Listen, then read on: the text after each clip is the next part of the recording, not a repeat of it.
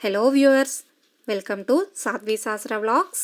ఈ వీడియోలో కార్తీక మాసంలో వచ్చే ఏకాదశి గురించి, ఈ ఏకాదశి రోజు చేయవలసిన విధులు, కార్తీక మాసంలో వచ్చే ఈ ఏకాదశిని ఏమని పిలుస్తారు, ఈ ఏకాదశి వలన కలిగే లాభాలేంటి, ఈ ఏకాదశి రోజు చేయవలసిన విధులేంటి, ఈ ఏకాదశి రోజు ఉపవాసం ఉండాలా, జాగరణ చెయ్యాలా, ఈ ఏకాదశిలో ఏమేమి దానం చేస్తే ఏ ఫలితం ఉంటుందో తెలుసుకుందాం. ఈ వీడియో కనుక నచ్చినట్లయితే లైక్ చేయండి, షేర్ చేయండి, కమెంట్ చేయండి అండ్ సబ్స్క్రైబ్ చేసుకోండి. ప్లీజ్ సబ్స్క్రైబ్ చేసుకోండి. చాంద్రమాన ప్రకారం నెలలో 11వ రోజున వచ్చే తిథిని ఏకాదశి తిథి అంటారు. అంటే పౌర్ణమికి ముందు వచ్చే 11వ రోజు, అలాగే పౌర్ణమి తర్వాత వచ్చే 11వ రోజు, వీటిని ఏకాదశి తిథులు అంటారు. ఈ ఏకాదశి తిథికి అధిదేవత శ్రీ మహావిష్ణువు. ఈ ఏకాదశి తిథి శుక్లపక్షంలో ఒకసారి, కృష్ణపక్షంలో ఒకసారి వస్తుంది. శుక్లపక్షము అనగా పౌర్ణమికి ముందు వచ్చే రోజులను శుక్లపక్షాలుగా, పౌర్ణమి తర్వాత వచ్చే రోజులను కృష్ణపక్షాలుగా పరిగణిస్తారు. సంవత్సరానికి ఏకాదశులు 24 వస్తాయి. ఈ కార్తీక మాసానికి పౌర్ణమికి ముందు వచ్చే శుక్లపక్ష శుద్ధ ఏకాదశిని ప్రబోధిని ఏకాదశి అంటారు. మనకు ఆషాఢ మాసంలో శుక్లపక్ష ఏకాదశిని తొలి ఏకాదశి అంటాము. ఆ రోజు శ్రీ మహావిష్ణువు యోగ నిద్రలోకి వెళ్తారని ఇంతకుముందు వీడియోలో చెప్పాను. ఇప్పుడు ఈ కార్తీక మాసంలో వచ్చే శుక్లపక్ష ఏకాదశి రోజు శ్రీ మహావిష్ణువు యోగ నిద్ర నుంచి మేల్కుంటారు. ఈ ఏకాదశిని ప్రబోధిని ఏకాదశి అంటారు. ఈ రోజు శ్రీ మహావిష్ణువుని పూజించడం వలన జ్ఞానసిద్ధి లభిస్తుంది. ఈ ఏకాదశి రోజున మనం చేయవలసిన పనులు: ఉదయాన్నే లేచి తలకు స్నానం చేసి శ్రీ మహావిష్ణువును పూజించి గుడికి వెళ్ళి అక్కడ శ్రీ మహావిష్ణువుని పూజ చేసుకుని గుడిలో దీపాన్ని వెలిగించి ఇంటికి వచ్చి ఉపవాసం ఉండాలనుకునే వాళ్ళు ఉండొచ్చు. లేదు అంటే ఉదయం రాత్రి టిఫిన్ చేసి మధ్యాహ్నం భోజనం చేయవచ్చు.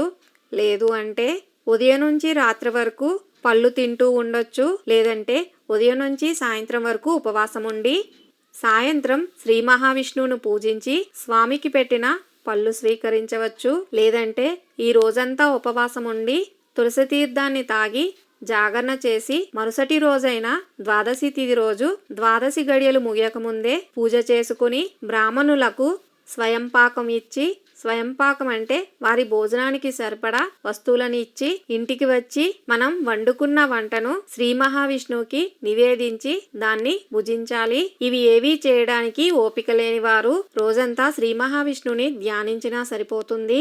ఏకాదశి రోజు చేయవలసిన దానాలు: ఏకాదశి రోజు సాలగ్రామ దానము, దీపదానము, ఉసిరి దానము చాలా మంచిది.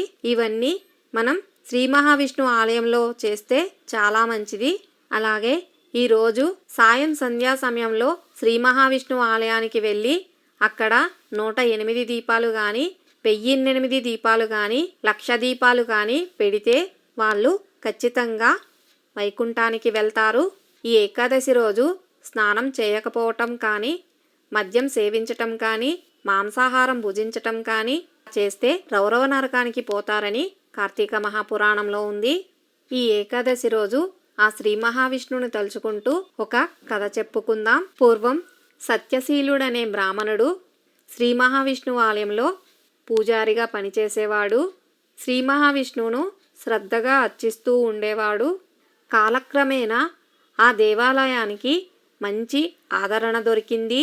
అంతేకాక ఆ ఆలయానికి మహారాజు ఎన్నో మార్పులు చేర్పులు చేసి ఆ ఆలయాన్ని అత్యంత వైభవంగా తీర్చిదిద్దడమే కాక ఆ ఆలయంలో ఉన్న శ్రీ మహావిష్ణువుకు అనేక ఆభరణాలు చేయించాడు. ఆ ఆభరణాల శోభతో శ్రీ మహావిష్ణువు మరింత శోభతో వెలిగిపోసాగాడు. శ్రీ మహావిష్ణువు దేవాలయాన్ని రాజుగారు మరింత అభివృద్ధి చేయడంతో అక్కడి ప్రజలంతా తండోపతండాలుగా ఈ దేవాలయానికి రాసాగారు. జనాల రాకతో ఆ దేవాలయం మరింత శోభను పుంజుకున్నది. స్వామివారికి కైంకర్యాలన్నీ కూడా ఎంతో శోభాయమానంగా జరుగుతూ ఉన్నాయి. శ్రీ మహావిష్ణువు ఉత్సవాలను కూడా మరింత ఘనంగా జరిపిస్తూ ఉన్నారు ఆ దేశ మహారాజు. ఇదంతా చూస్తున్న బ్రాహ్మణుడు శ్రీ మహావిష్ణువు వైభవాన్ని చూసి, ఓ దేవా, నేను నా ఊహ తెలిసినప్పటి నుండి నిన్నే పూజిస్తున్నాను. నేను నీకు రోజు పూజ చేయటం వల్ల నీ అభివృద్ధి ఇంకా ఇంకా పెరుగుతూనే ఉంది. కానీ నిన్ను పూజిస్తున్న నాకు ఎటువంటి అభివృద్ధి లేదయ్యా.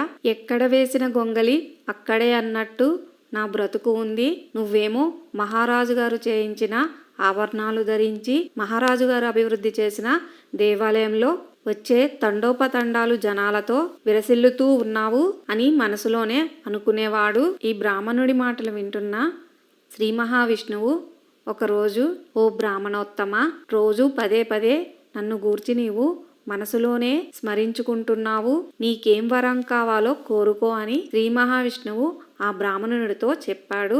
అలా శ్రీ మహావిష్ణువు బ్రాహ్మణుని అడగడంతో బ్రాహ్మణుడి మనసు చలించింది.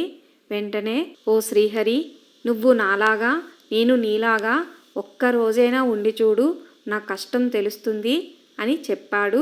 దానికి శ్రీ మహావిష్ణువు, సరే, భక్తులు ఏది కోరినా అది తీర్చడమే కదా నా బాధ్యత, కానీ ఒక్క షరతు అని చెప్పాడు. దానికి బ్రాహ్మణుడు నవ్వి, దేవా, ఒక్కరోజు నిన్ను నాలాగా ఉండమనగానే నీవు అప్పుడే షరతులు విధిస్తున్నావు చూసావా అని మూర్ఖంగా అడిగాడు.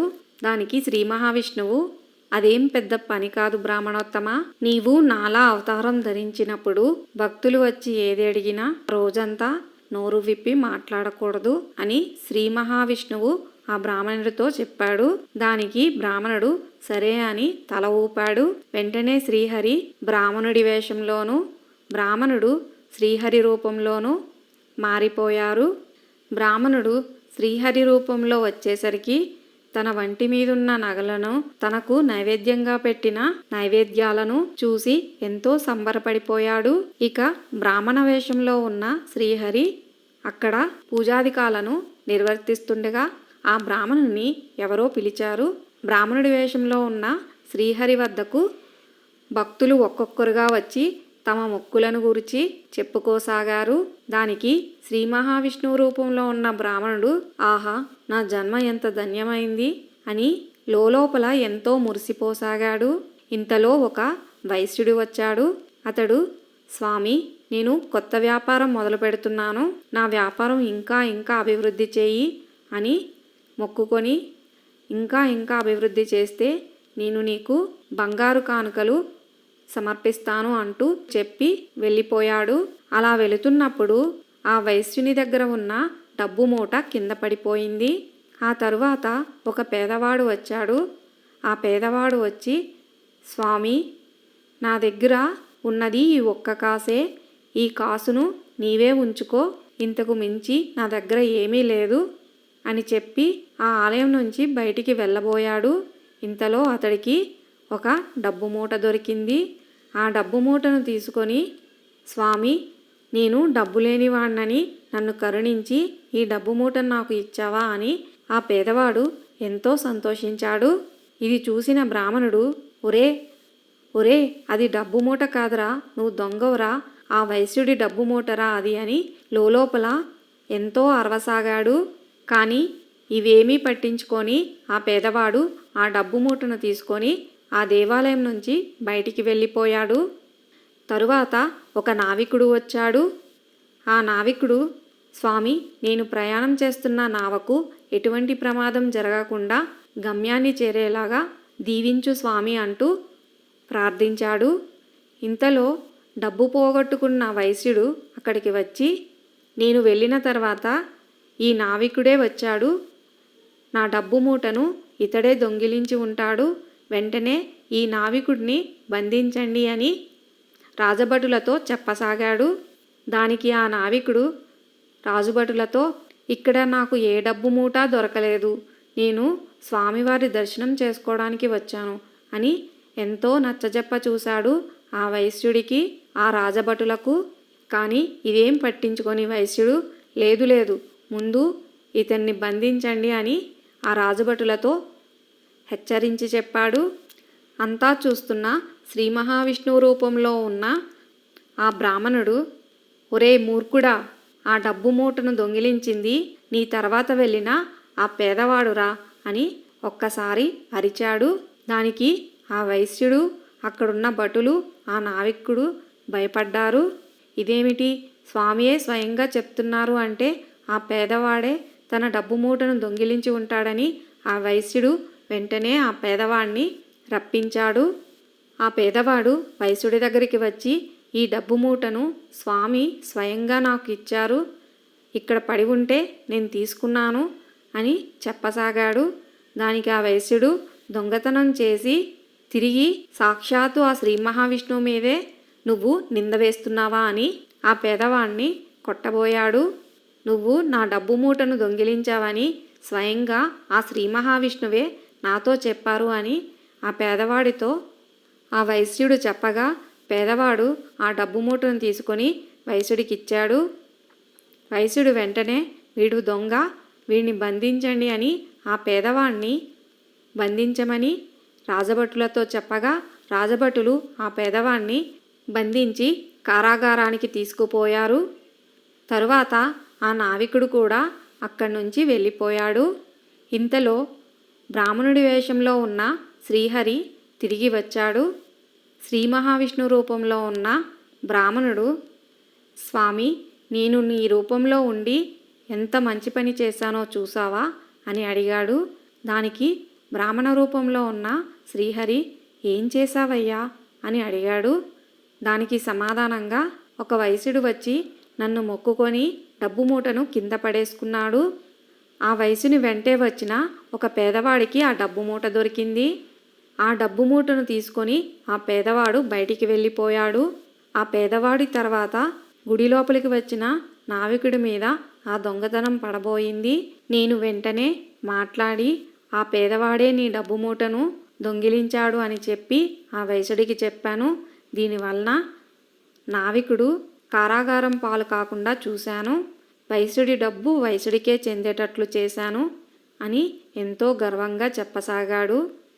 దానికి బ్రాహ్మణ వేషంలో ఉన్న శ్రీహరి, అయ్యో ఎంత పని చేశావయ్యా, నిన్ను మాట్లాడవద్దని చెప్పాను కదా, ఎందుకు మాట్లాడావు, అసలు నువ్వేం చేశావో నీకేమైనా తెలుసా అని ఎంతో బాధగా శ్రీ మహావిష్ణువు ఆ బ్రాహ్మణితో ఇలా అన్నాడు. ఆ వైశ్యుడు మహా పిసినారి. ఆ వైశ్యుడు పేద ప్రజలను పీడించి మరీ ఆ ధనాన్ని సంపాదించాడు. అంతేకాకుండా వాడు ఏనాడు నన్ను భక్తిగా పూజించనూ లేదు, ఏ పేదవాడికి ఒక పట్టెడు అన్నం పెట్టనూ లేదు. అలాంటి వాడికా నీవు సాయం చేసింది అని ఆశ్చర్యంగా అడిగాడు.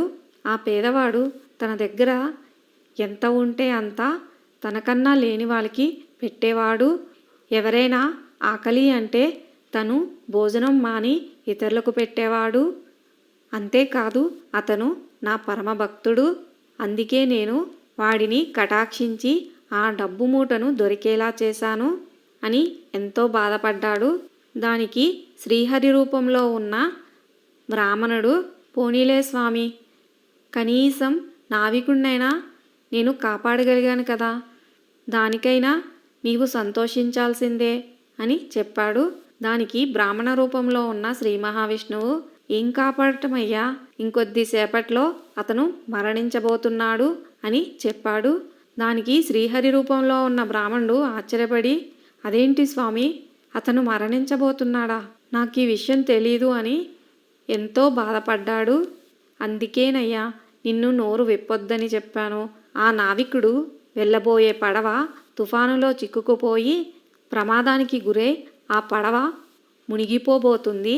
అందుకే నేను ఆ నావికుడి మీద నిందపడేలా చేసి జైలుకి పంపాలనుకున్నాను. కానీ నువ్వు అడ్డుపడి అదంతా చెడగొట్టావు. ఇప్పుడు ఆ నావికుడు చనిపోతాడు, ఆ పేదవాడు పేదవాడుగానే ఉండిపోతాడు.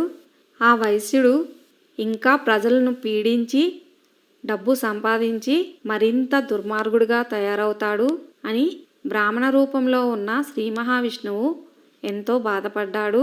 దానికి శ్రీ మహావిష్ణువు రూపంలో ఉన్న బ్రాహ్మణుడు, స్వామి తెలియక ఎంతో తప్పు చేశాను, ఇక నా రూపాన్ని నాకు, ఈ రూపాన్ని నీకు స్వీకరించు అని ఎంతో వినయంగా శ్రీ మహావిష్ణువును బ్రతిమలాడాడు. దానికి చిరునవ్వు నవ్వి శ్రీ మహావిష్ణువు తన రూపాన్ని తాను ధరించి ఆ బ్రాహ్మణ రూపాన్ని ఆ బ్రాహ్మణుడికి ఇచ్చివేశాడు. ఈ కథ వలన మనం తెలుసుకోవలసిన నీతి ఏమిటంటే, దేవుడు మౌనంగా ఉన్నాడు అంటే మన మీద దయలేదని కాదు, అలాగే దేవుడు మనకు దారిని చూపాడు అంటే అది తప్పుడు దారి కాదు అని అర్థం. ఏదైనా ఒక పనిని చేశాడు అంటే దానికి ముందు వెనుక ప్రతిదీ ఆ భగవంతుడికి సమస్తము తెలుసు.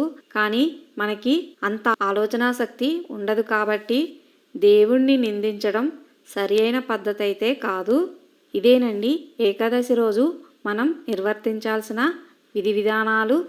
ఈ వీడియో కనుక నచ్చినట్లయితే లైక్ చేయండి, షేర్ చేయండి, కామెంట్ చేయండి అండ్ సబ్స్క్రైబ్ చేసుకోండి. ప్లీజ్ సబ్స్క్రైబ్ చేసుకోండి.